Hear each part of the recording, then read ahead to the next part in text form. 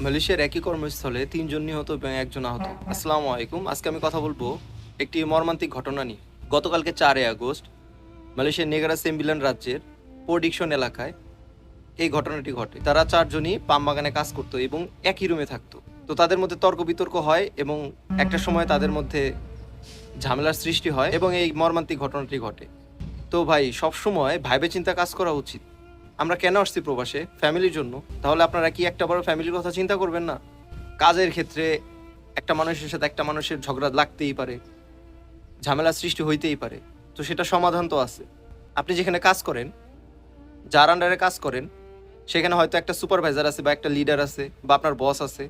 তো আপনি তাদের সাথে যোগাযোগ করবেন শুরুতে। তারপরে যদি সমাধান না হয়, আপনি সেটা নিয়ে যাবেন মালয়েশিয়ার যে আইনের ব্যবস্থা নিতে পারেন। সত্যি ভাই দুঃখজনক। মাত্রই মালয়েশিয়ার ভাই ভিসা খোলার কথা বা এরকম যদি পরিস্থিতি হয়, এমনিই তো ভাই বাংলাদেশিরা গায়ে কালারে। সত্যি কথা, কই অন্যান্য দেশের তো এরকম ঘটনা আমরা শুনি না। বাংলাদেশের এইখানে একটা সমস্যা, ওইখানে একটা সমস্যা। তো সবাই সতর্ক থাকেন। আর হঠাৎ করে মাথা গরম করা ঠিক না।